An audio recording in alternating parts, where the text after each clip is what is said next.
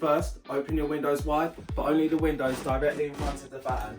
Number 2, place your fan 30 centimeters away from the window, but make sure the fan is facing outside. Third and final step is to place a towel at the bottom of your door. This will cut the airflow from the rest of the house and allow all the hot air in your room to be inevitably forced outside, which I will now demonstrate with my vape.